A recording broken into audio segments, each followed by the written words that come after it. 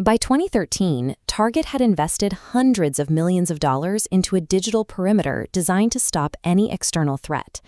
This defense-in-depth strategy relied on enterprise-grade firewalls and advanced threat detection systems that monitored every packet of data trying to cross their frontline servers.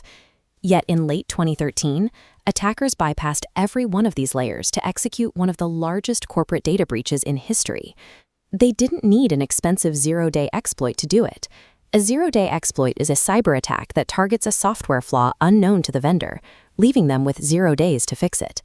In this case, the attackers never even touched Target's front door. Instead, they analyzed Target's supply chain, the web of external vendors required to keep retail stores operational. To monitor store systems remotely, Target granted them high network trust, creating permanent, open data pathways into the heart of the company. The attackers realized that Target security was only as strong as the weakest link in this trusted network. The operation began not with a sophisticated exploit, but with a standard Google search. The attackers used Google Dorking.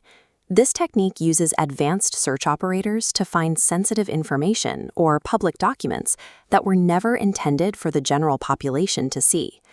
They discovered a public Microsoft case study that explicitly detailed Target's internal IT architecture, including their use of virtualization software and SCCM.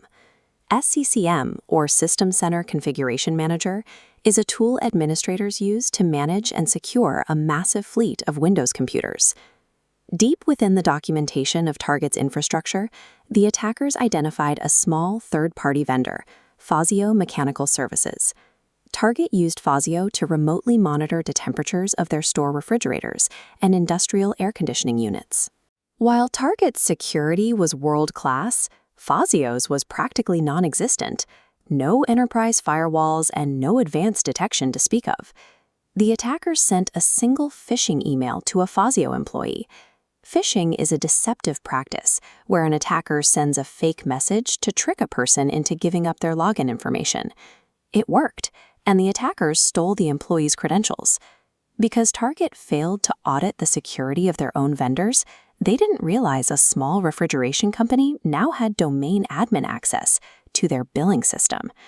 A domain admin is a powerful user account that has unrestricted control over an entire network domain. By logging into the vendor portal with legitimate credentials, the attackers bypassed Target's multi-million-dollar perimeter without triggering a single alert.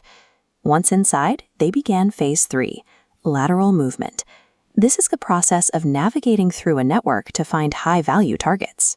They used the vendor portal as a sonar, pinging the internal network to map the connections Target thought were hidden. The sonar revealed that the internal network was completely flat and unsegmented, meaning there were no internal barriers to stop them from moving between departments. This lack of segmentation meant the refrigeration monitoring network was directly connected to the point-of-sale network used for customer payments. The attackers simply followed these open connections until they located the exact servers handling all customer credit card transactions. They had successfully moved from an HVAC vendor's login to the core of Target's financial data without ever breaking a digital lock. The breach resulted in the theft of 40 million credit card numbers, leading to hundreds of millions in settlements and a massive blow to Target's brand. The takeaway is clear. The hackers didn't need to exploit a server.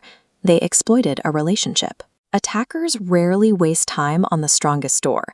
They look for the one the owner forgot to lock, the unmonitored back door leading into the vault. This attack proves that reconnaissance, the digital X-ray, is the most critical phase of an operation.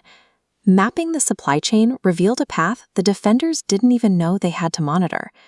To protect a modern network, map these invisible connections before an attacker uses them against you. Join SciSec Frame to see how we map these invisible connections and identify the vulnerabilities that traditional security misses.